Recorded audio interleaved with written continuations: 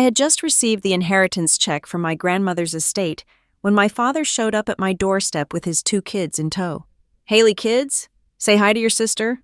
This is your big sister," he said, his voice dripping with false warmth. "It's almost Thanksgiving, and I'm here to take you home for a family dinner." I couldn't help but laugh bitterly. "Remember when you kicked me and Mom out of the house? You didn't call me family then. Now that I've got some money, you're all smiles." Too late. No family dinner for me. I've been on my own for years. I slammed the door in his face, my heart racing with a mix of anger and satisfaction. My name is Hailey Ward, 35 years old, a mid-level marketing manager in Denver. I'm not rich by any stretch, just scraping by with a modest apartment and a reliable but aging Honda. But Grandma's old house in the suburbs had sold for a decent amount after her passing, leaving me $250,000 after taxes and fees. It was enough to pay off my student loans, maybe put a down payment on a better place. I never expected it to turn my estranged family into vultures. That evening, as I unwound with a glass of cheap Cabernet, I thought back to how it all started. My father, Samuel Ward, was a small-time contractor who'd built a modest leather goods business with my mom back in the day. He was a burly man in his late 50s now, with graying hair and a perpetual stubble that made him look rough around the edges. His eyes were sharp, always calculating. The kids, Owen, about 8, with messy brown hair and wide, innocent eyes, and Natalie, 6, with pigtails and a shy demeanor, were from his second marriage. They looked nothing like me, which was fine. I wanted no part of that mess. The next day at work, I spotted them at the office entrance. "Hailey, over here," Samuel yelled, waving like we were old pals. I tried to slip out the back, but he grabbed my arm, his grip firm and desperate. "Come on, kiddo. It's holiday season. Let's go home and have that turkey dinner. Owen, Natalie, call her sister."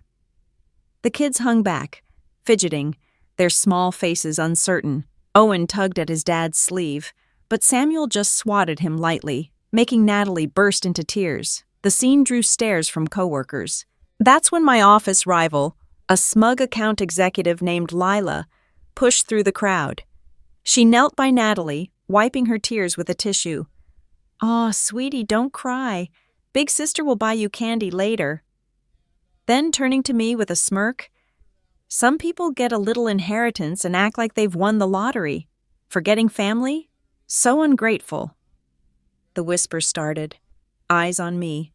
I smiled coolly. "You sure you want them calling you sister? Or maybe Mom?"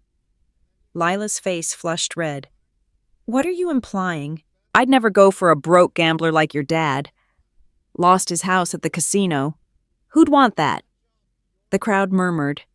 Samuel's face turned purple. He slapped Lila hard. "You slut! You didn't complain when you were in my bed. Now you think I'm poor? Look at your clothes, your bag, all bought with my money. Give it back if you don't want it." I recognized the bag, a custom piece from Ward Leather Goods, the shop my parents had started.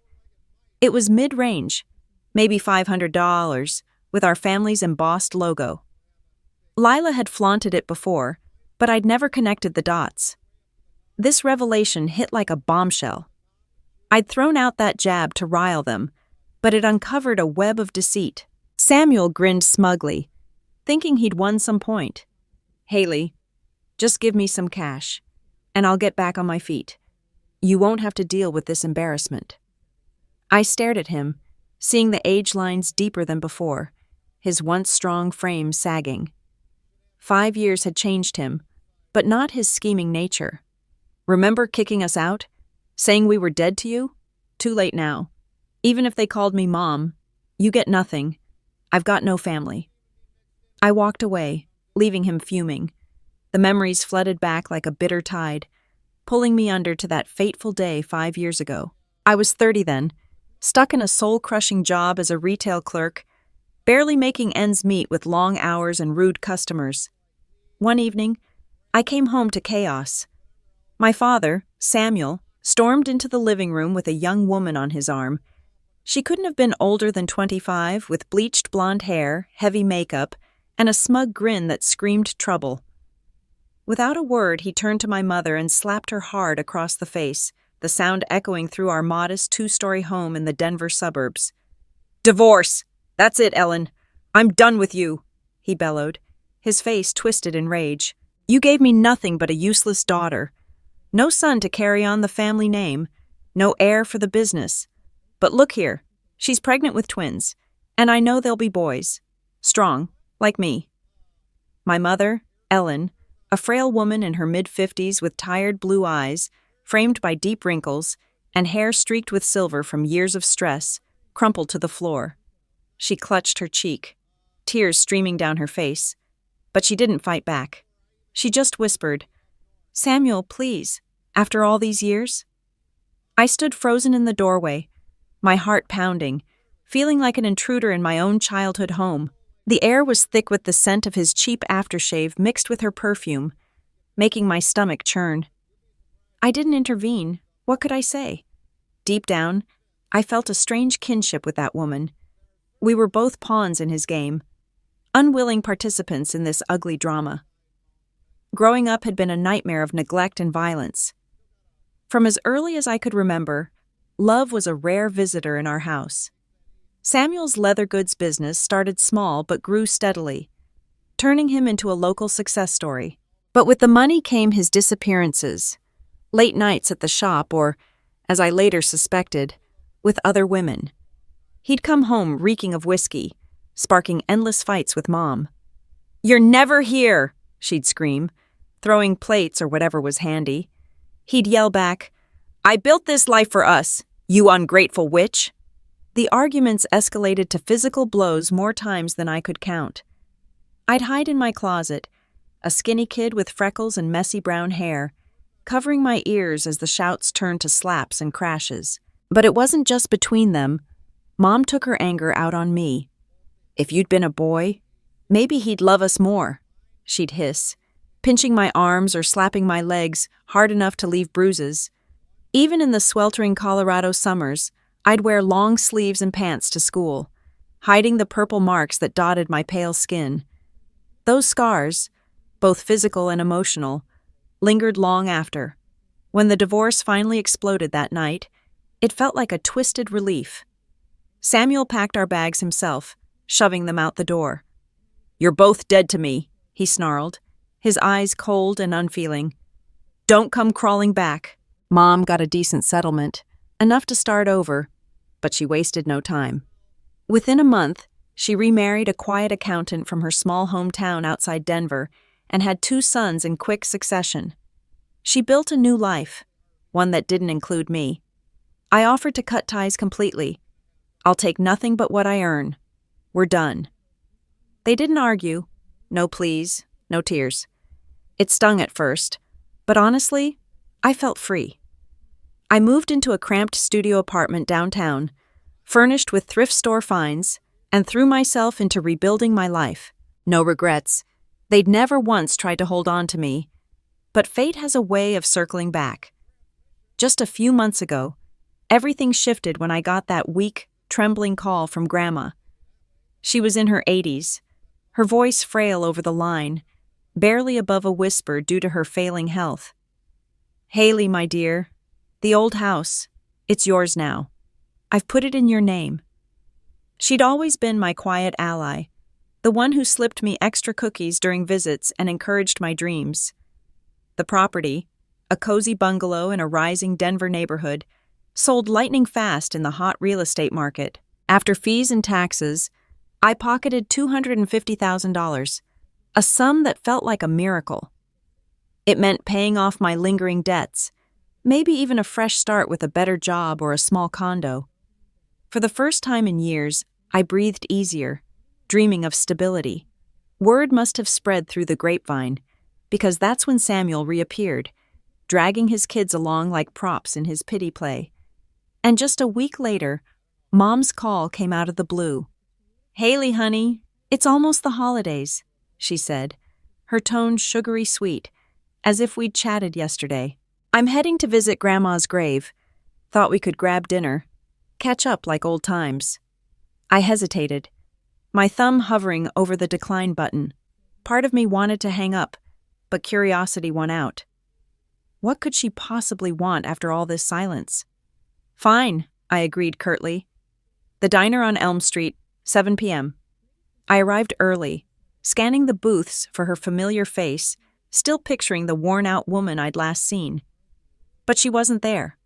Instead, a sleazy man in his early 40s approached, balding with a comb-over that did little to hide his shiny scalp, and a greasy smile that revealed yellowed teeth. He reeked of overpowering cologne mixed with unwashed sweat, making my eyes water. "Hey, sis," he drawled, blocking my path as I tried to leave. "Want a drink?" "Brother's treating. Your mom said you're a real catch. Smart, pretty, got that inheritance glow." His eyes leered, roaming over me uncomfortably. The pieces clicked. This was a setup.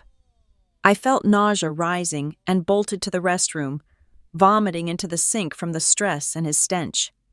His voice followed. "Whoa, pregnant already? Your mom thinks you're prime material. But if you're knocked up, forget it. I'm not raising someone else's kid." Wiping my mouth, I played along to escape.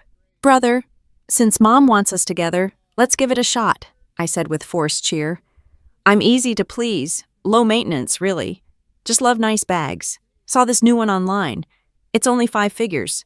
What do you say?" His face paled, eyes widening in panic. He stammered excuses and fled the diner like it was on fire, nearly knocking over a waitress. My phone buzzed immediately. "Mom!" Furious. "You idiot! You ruined everything!" she snapped, her voice sharp and accusatory. "I finally found a decent guy for you, stable job, no baggage. Apologize right now. I gave you his number. And while we're at it, that inheritance from Grandma, lend me $200,000. I saw this great house in my town. Needs a down payment. We'll have extra room. You can visit any time." In her sleepy county, $200,000 buys a full home outright. She wasn't asking for a loan. She wanted me to bankroll her new family, her 2 young sons she doted on while ignoring me.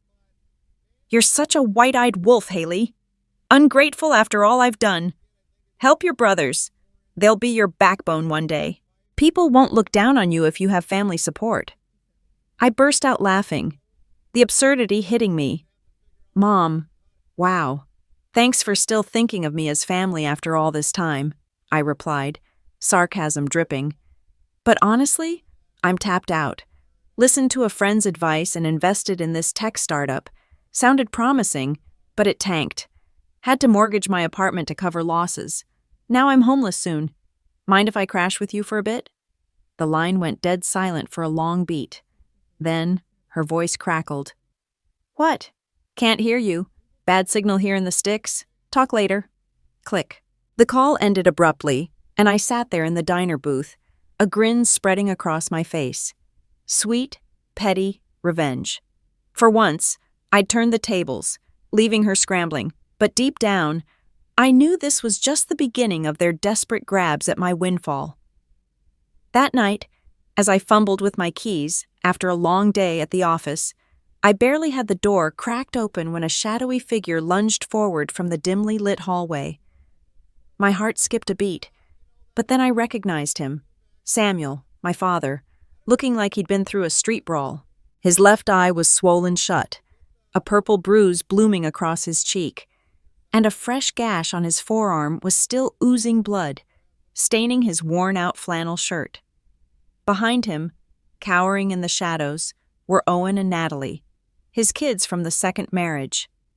Owen, the older one at around 8, had his arms wrapped protectively around his little sister, who was maybe 6, her pigtails disheveled and her face streaked with dirt and tears. They both looked exhausted, their clothes rumpled and too thin for the chilly Denver evening. "Hailey, please," Samuel gasped, his voice hoarse and pleading as he leaned against the door frame for support. I didn't know where else to go. "We've got nowhere to stay tonight. Just one night, I swear. Tomorrow morning, we'll be out of your hair. I promise we won't be any trouble." His eyes darted around, desperate, but there was something off about his urgency, like he was performing for an audience of one.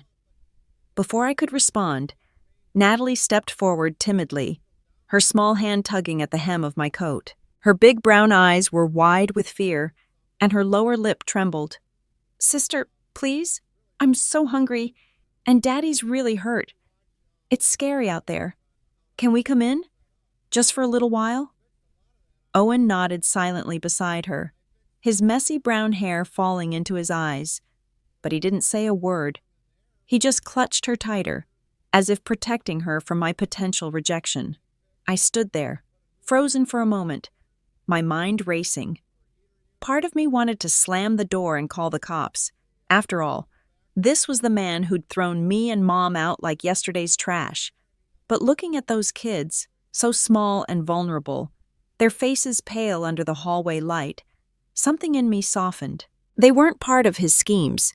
They were just innocent pawns in his messed-up life. With a heavy sigh, I stepped aside. Fine, one night, but that's it.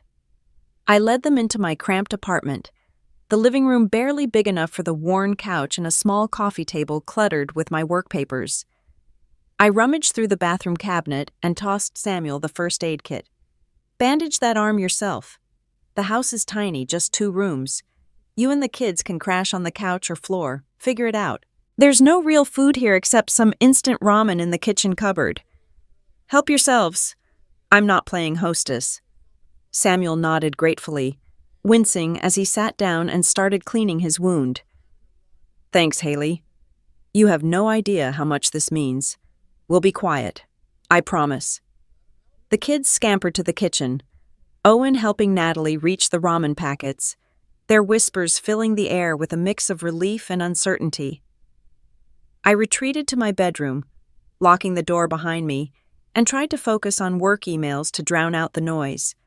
But sleep evaded me. Around 1 a.m., I crept out quietly to grab a glass of water, tiptoeing past the living room. There on the couch, Samuel was huddled with the kids asleep against him.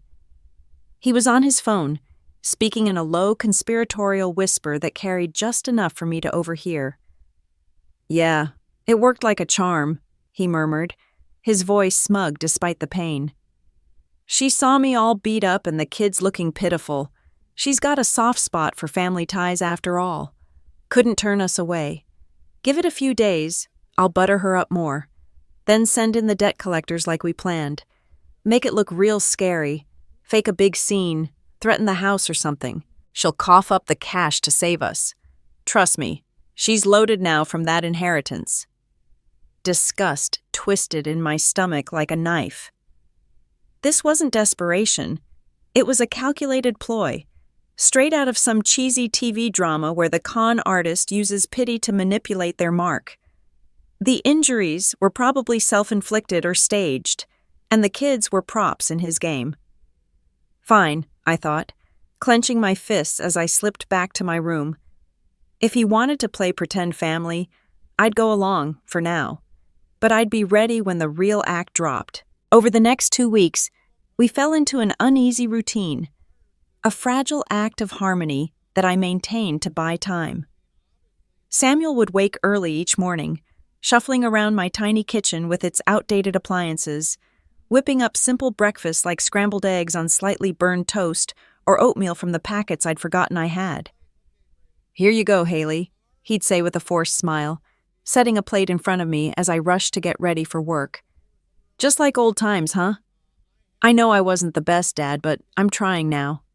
I'd nod politely, forcing myself to eat every bite, pretending the warmth was real. "Thanks, Dad. Tastes good." Inside, I seethed, noting how his haggard appearance, rumpled clothes hanging loosely on his frame, eyes gleaming with hidden scheming, never quite matched his words. The kids adapted quickly.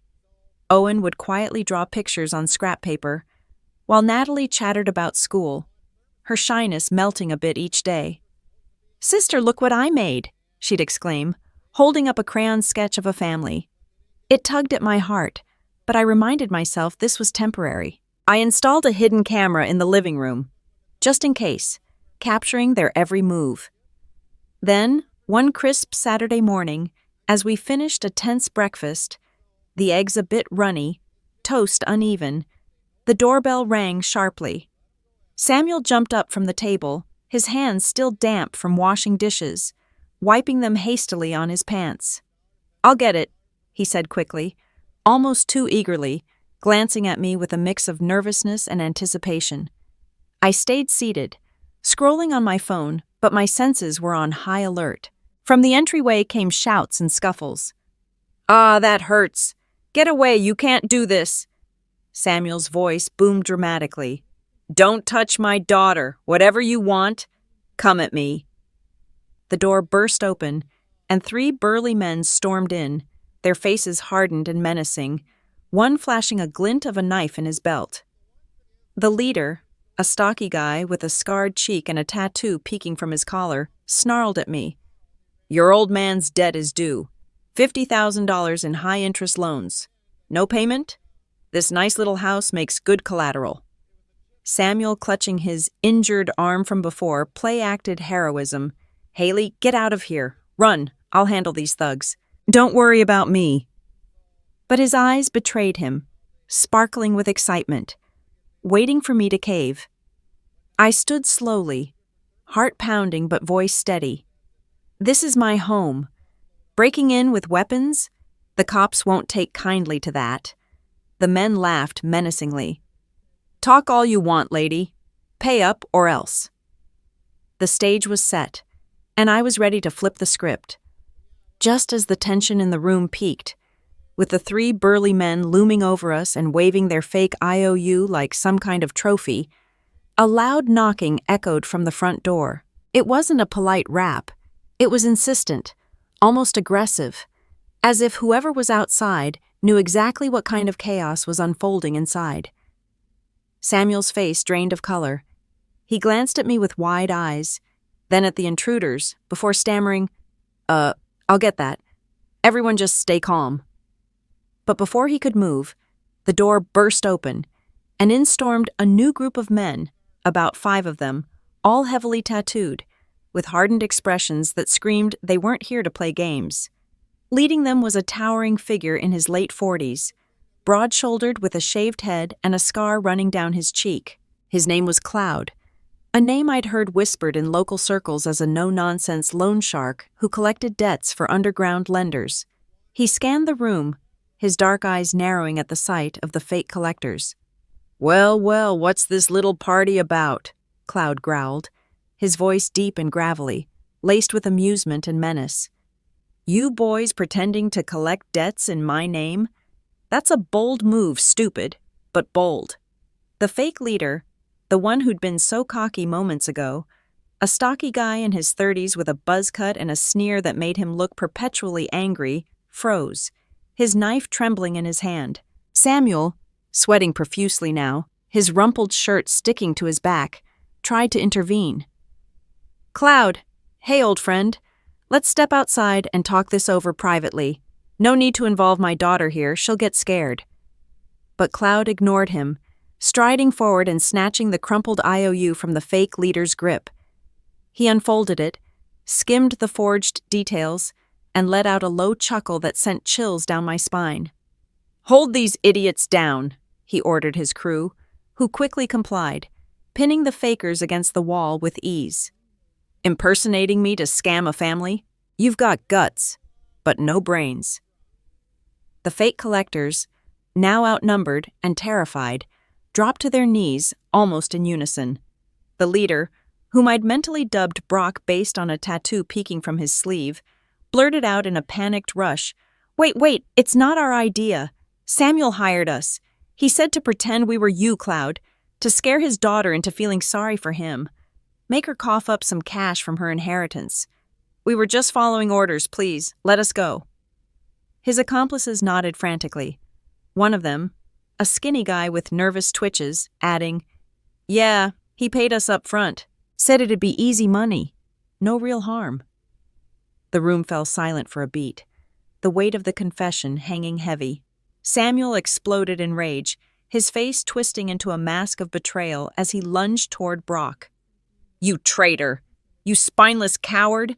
That was supposed to stay between us. But before he could land a blow, Cloud's men held him back. Seizing the moment, I stepped forward, my heart pounding but my resolve steel hard.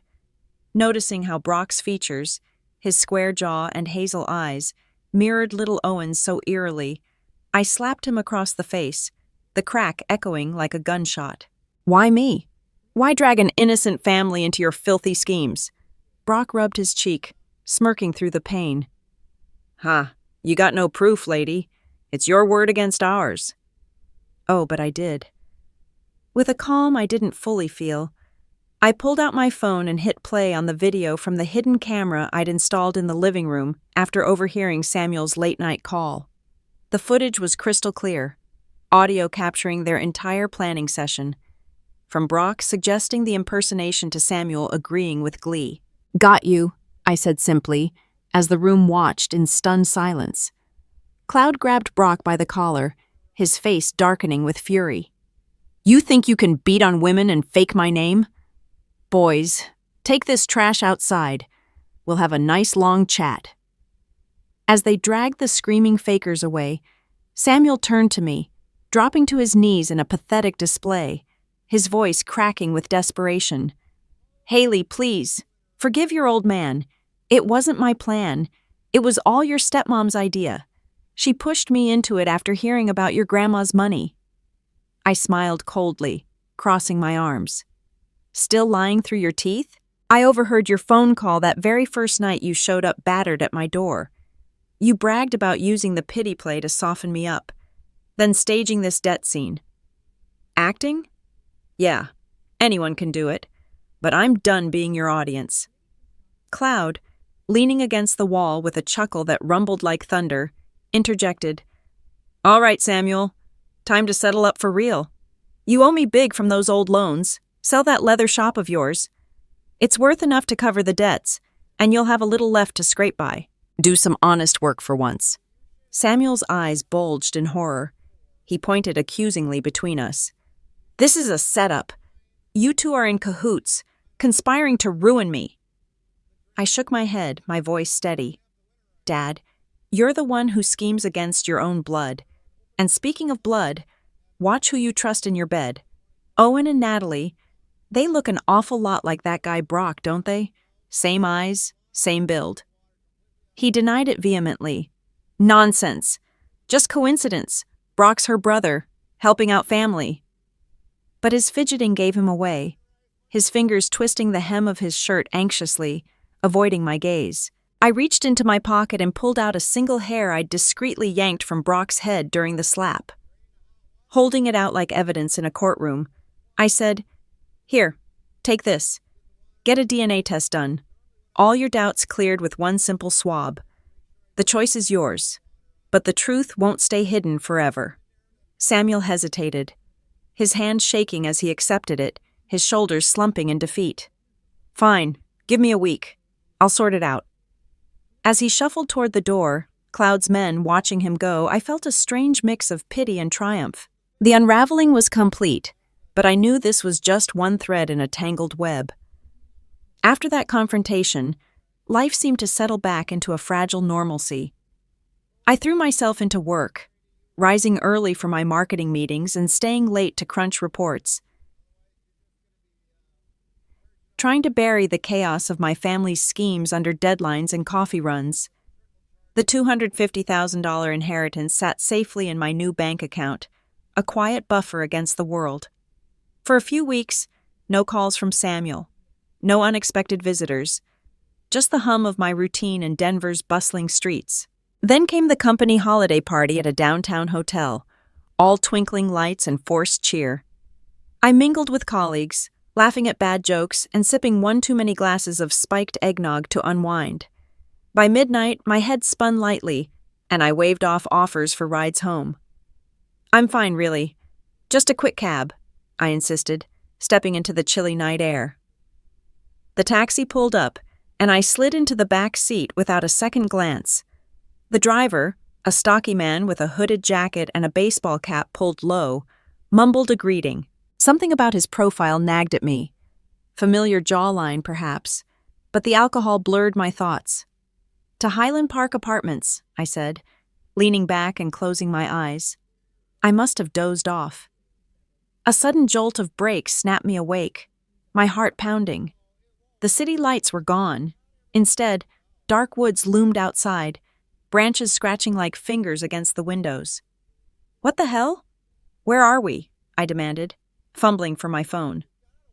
The driver turned, and recognition hit like ice water. It was Brock, the fake debt collector from before. His face twisted in a sneer, eyes cold and vengeful under the dim interior light. "You little bitch," he growled, yanking open the door and dragging me out by the arm. The gravel bit into my knees as I struggled. "You ruined my life. That DNA test? Samuel kicked out the kids, my kids, and now everything's gone. No money, no family, all because of you." Panic surged through me as he bound my wrists with rough rope, his breath hot and sour against my face. "Let me go! This is kidnapping! You'll rot in jail!" I shouted, but he just laughed bitterly. "Should have thought of that before you played detective. Now shut up." He shoved me into the trunk of an old car parked nearby and drove deeper into the isolation. We arrived at a decrepit warehouse on the outskirts, its rusted doors creaking as he hauled me inside. The air stank of mold and decay, faint moonlight filtering through cracked windows. Was this Samuel's second wife's idea? "She put you up to this?" I pressed, stalling for time. Brock hesitated, his beefy hands pausing as he tied my ankles. "None of your business. She's got her own scores to settle." His phone buzzed. He glanced at it, cursed under his breath, and stepped outside to answer, leaving me alone in the shadows. My mind raced. Escape was my only shot. Scanning the dim space, I spotted a shard of broken glass glinting on the concrete floor, maybe from a shattered bottle. Inch by inch, I scooted toward it, the ropes chafing my skin raw. Gripping it awkwardly with bound hands, I sawed at the cords, my breath shallow and frantic. Splinters dug into my palms, but I pushed through the pain, whispering encouragements to myself. "Come on, Hailey. You can do this." Hours ticked by, my arms ached, sweat stung my eyes, but finally the ropes frayed and snapped just as dawn's gray light crept in. I freed my ankles quickly. They weren't as tight, a careless mistake on his part. Heart hammering, I crept to a side window, peering out, no sign of Brock. I slipped through a loose board in the wall, emerging into the foggy woods. Adrenaline fueled me as I ran, branches whipping my face until exhaustion hit. Spotting a tall oak, I clambered up its rough bark. Years of weekend hikes had built my strength for this. Perched high, I caught my breath, scanning the horizon. Despair gnawed at me. Miles of trees, no roads in sight. Then voices, hikers approaching, a group of 3 in colorful jackets, backpacks slung over shoulders. The leader, a young woman in her 20s with a ponytail and kind freckled face, spotted me as I slid down. "Hey, are you okay? What are you doing out here alone?" "Help, please! I've been kidnapped! Call the police!" I gasped, collapsing against the tree. They surrounded me protectively, the woman dialing 911 while a guy offered water from his bottle and a granola bar. "You're safe now," she assured, her voice steady. Sirens wailed soon after. I must have fainted from relief, waking in a hospital bed, IV dripping into my arm. The police were kind but blunt. Brock escaped. We're hunting him. Bruised but okay, I was discharged that afternoon. Stepping into the sunlight, chaos erupted. A wild-eyed woman lunged at me with a knife, screaming, "This is all your fault!" It was Samuel's second wife, her hair a tangled mess, face contorted in rage. Before the blade could connect, Samuel appeared from nowhere, shoving me aside. "Hailey, run!" he groaned. Bystanders subdued her. Paramedics rushed him inside. I followed, numb, as doctors stitched him up. No vital hits, thankfully. Hours later, by his bedside, his pale face and bandaged arm stirred something in me. Resentment ebbed, replaced by reluctant pity. He stirred, eyes fluttering open. Hailey, you all right? That wasn't my doing, I swear. After the DNA results, I divorced her. Those kids weren't mine. She and Brock played me for years. I was blind, greedy, regret everything I did to you and your mom. I sat, processing. It's over, Dad. Just pay off your debts, get clean, start over. Tears welled in his eyes. He nodded weakly. I will. Thank you. Later, I visited her in jail, behind glass. She spat. You destroyed us. The kids are innocent. They lost everything. Pity mixed with resolve. What about me? You wrecked my family first, inserting yourself, scheming for money. Your greed landed you here, not me. She faced multiple charges: tax evasion on fake accounts, scam partnerships, attempted murder. Brock was caught days later, hiding in a motel. I sat in my small apartment one evening, staring at the inheritance check and the sale papers for Grandma's house. This money was meant for a fresh start, I whispered to myself, echoing Grandma's words from her last letter. Use it wisely, Hailey. Don't let the past chain you down. The next day, I called my real estate agent, a no-nonsense woman named Clara with short-cropped hair and a reassuring smile. Hailey, are you sure? This place is cozy. Great location. I nodded firmly over the video call. I'm sure. Sell it quick. I need to move on. Within a week, it sold for $280,000, more than enough after fees. I quit my job at the marketing firm, handing in my notice to my boss, Mr. Ellis, a kindly man in his 60s with wire-rimmed glasses. Hailey, you've been a star here. What's next? He asked, concern etching his face. Travel, sir. A new chapter abroad? Maybe Europe or Asia? I've saved enough to figure it out. He shook my hand warmly. Good luck. Keep in touch. Packing was bittersweet. I donated most clothes, kept Grandma's jewelry and a few photos. At the airport, boarding the flight to London, my heart pounded with excitement and nerves. Goodbye, old life, I murmured as the plane lifted off. The money secured a small flat overseas, freelance gigs in marketing, and time to heal. It wasn't running away. It was reclaiming my future, free from schemes and shadows.